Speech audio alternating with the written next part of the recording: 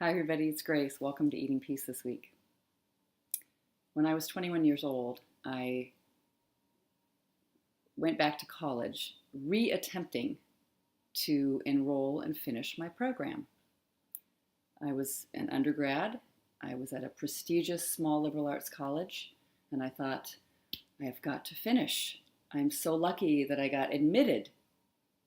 2 years earlier, I had dropped out in my freshman year. Why had I dropped out?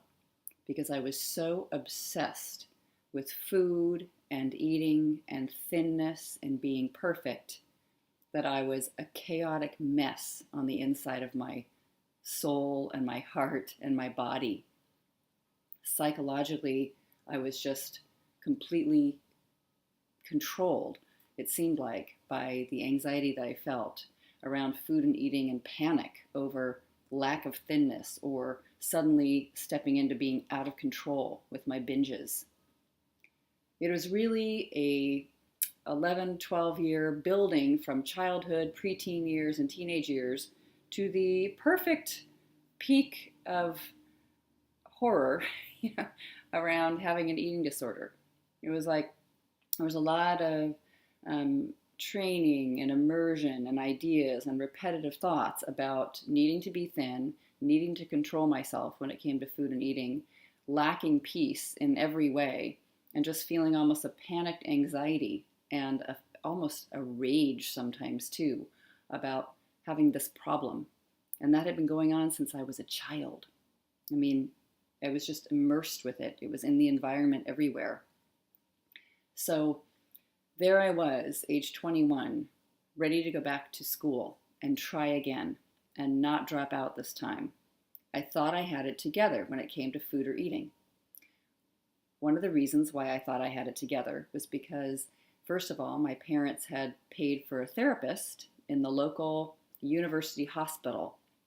I had gone there and he had a white coat with a clipboard, and I never felt like he could relate for 1 second to me and my crazed ideas about food or eating, but I did learn the word bulimic and the word anorexic. I had never heard it before. It wasn't super out there in popular culture. And I did learn some things, but I definitely felt very isolated and like I was sort of the specimen that was being analyzed from afar. Like, what should we do with her? This is a real problem. And I also had gone to Overeaters Anonymous meetings. We love the 12 steps. They are such a beautiful place of peace for many, many people. And you all know that they were founded with Alcoholics Anonymous. I found Overeaters Anonymous and was going to meetings.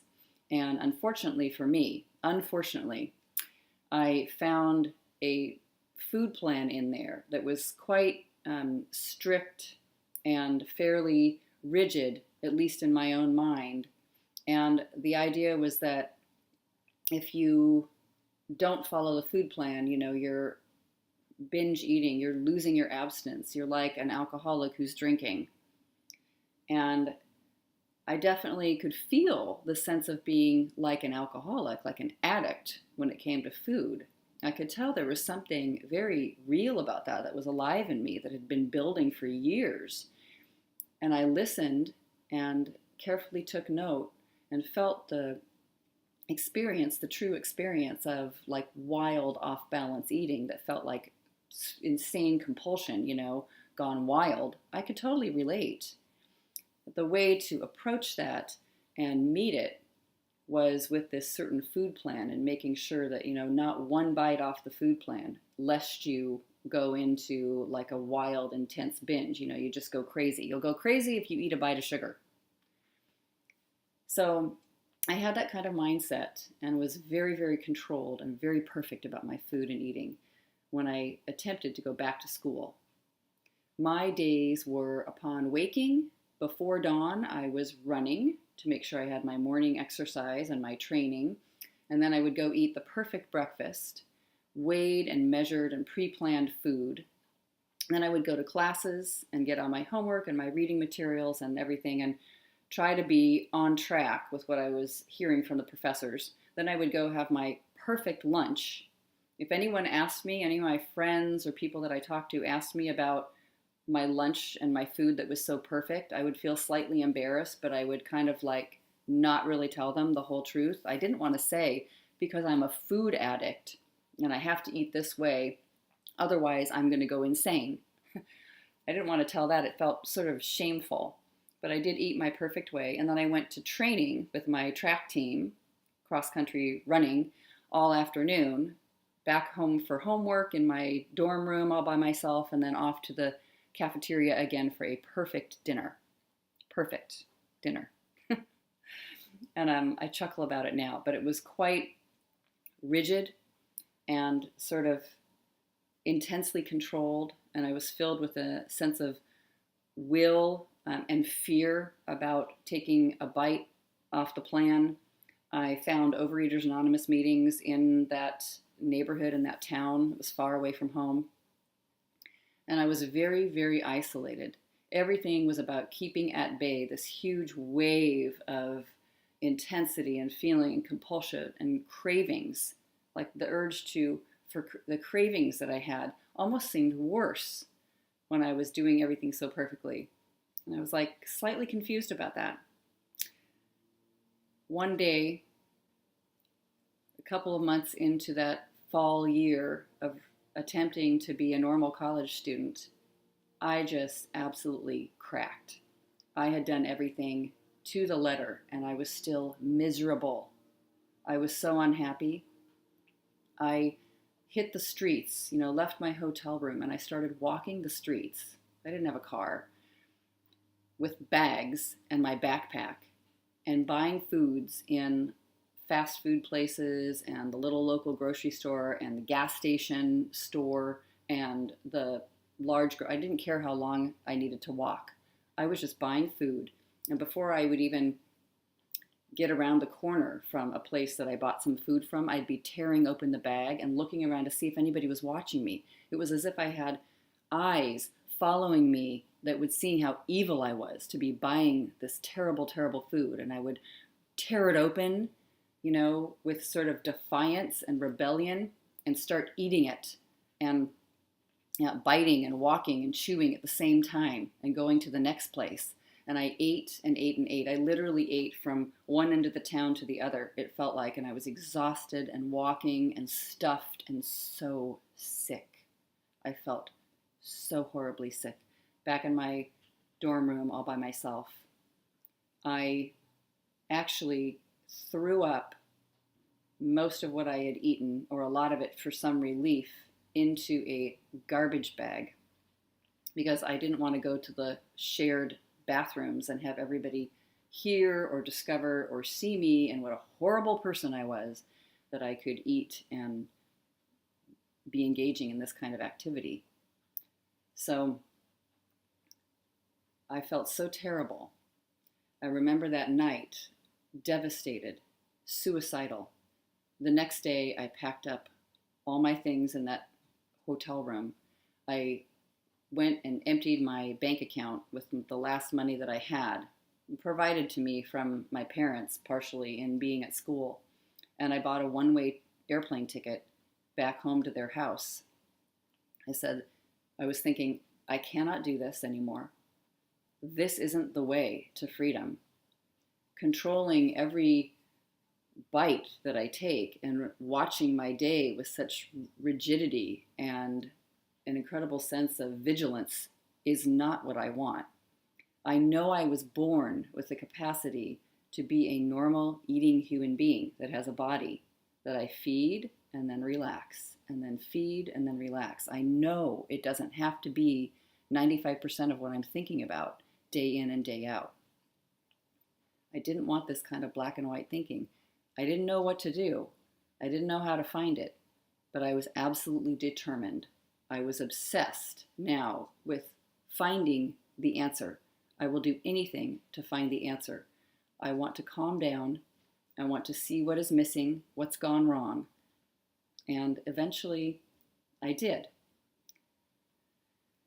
There was something about that deep commitment at that time, feeling so crazy and like such a wacko, complete nutcase with obsessive thinking and, what some people call like addictive or compulsive thinking, but knowing too at the same time, I wasn't born missing something. I know I wasn't. It wasn't like, oh, most of the babies are born like this, and then there's a few babies that are born with like an addictive gene. I know that they have discovered some genetics that seem to contribute. Some people are more susceptible or less susceptible. But it's like, I know that I can sort this out and be a person that's normal. I don't know why, but I knew it. I felt so determined. And it was true. I could wind up eventually finding peace and clarity and an ability and a capacity to be still on the inside, or at least know what to do if my emotions and my thoughts were not still, were not peaceful. Because I certainly have less than peaceful thoughts even today. I just find that they don't lead to anything extreme with food or eating or any other behaviors either. So I wanted to share something with you all today that's from the Tao Te Ching, which is one of my favorite little pieces to read. There are short verses in the Tao that talk about healing and peace and clarity that are very ancient, written by Lao Tzu many, many, many years ago. This is the translation by Stephen Mitchell, who is actually the husband of Byron Katie. Number 48.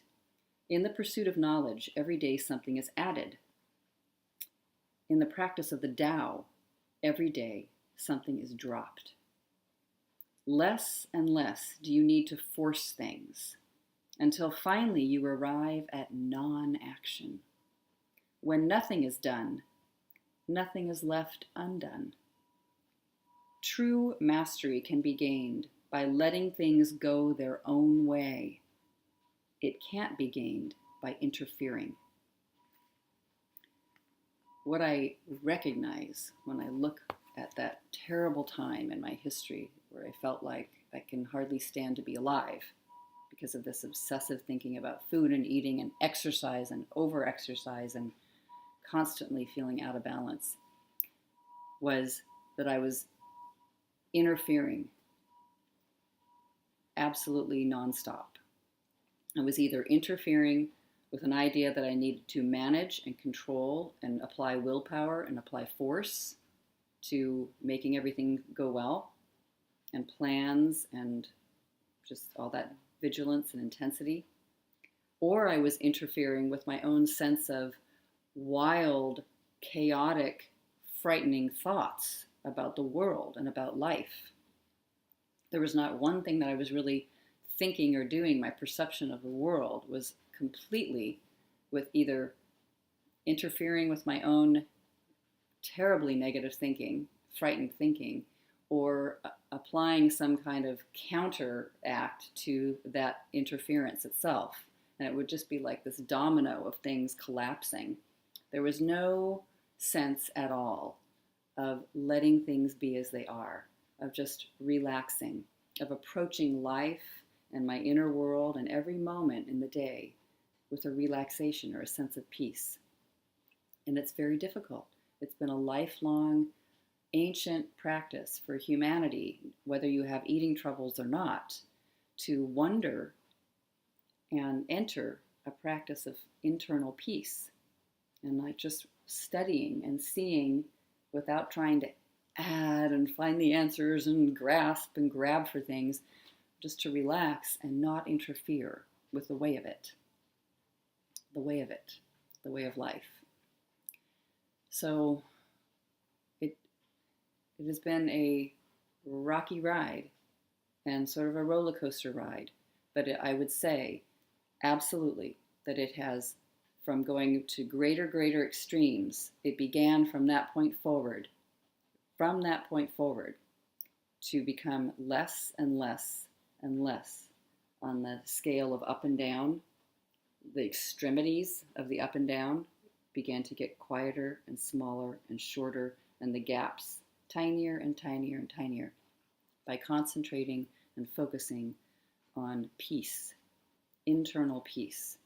Actually also not controlling my emotions, but letting them be the way they are and sharing them with other people and being in groups and being vulnerable and being open finding support, being able to access kindness, what needed to happen in order to experience peace. It wasn't like being controlled about my own emotions, but actually seeing what was needed, what is offered in this situation, what am I being invited to understand, what am I being invited to share. And I know that that is possible for anybody. People are not born with something missing, like a piece of wisdom. That puzzle piece was not inside of you. You were born without it. Too bad. So sorry. That's not the case. Everybody has what it takes, no matter what you've experienced in your life, to access peace. You know what peace is, starting with that. You know what it is. You know it exists somewhere. And to relax, calm down, and also be open and let your feelings out and question your thinking. Question those ideas that seem to bring up so much intense thinking and anxious thinking. And really do it with the support of other people is really a magnificent thing. You are in some ways on your own. You know, you're on your own every day in your life, and you're on your own with food and eating. And yet you can find a tremendous amount of support by just seeing with clearer eyes, like, you know, being able to bounce off from other people what it is you really need, what it is you're really upset about, and to share it and to be with it, to see what it is your beliefs and your thoughts and your feelings are about any situation, whether it's in the past or it's underway right now, and taking it through a self-inquiry process so that you are no longer interfering with your own mind, but you're just letting it be there. And then you can also use these incredible questions, the work of Byron Katie, to understand what's happening and to ask if it's really true what it is you're believing and thinking. So the work, sitting still, holding still in meditation, and respectfully acknowledging what it is that you're thinking, listening to it, because it's really important. It's trying to scream and tell you something, even if it seems like craziness. I learned so much from all that anxiety about food and eating and what it was that I was believing and thinking. It was so rigid about right or wrong, greed, peace, all of it. And I was a little off on my ideas about what was required to be good. So to begin thinking that, it's a journey. And I know every day is a new day. Every day is an opportunity to consider what it is you believe to be true and question it for peace. Let me know how it goes.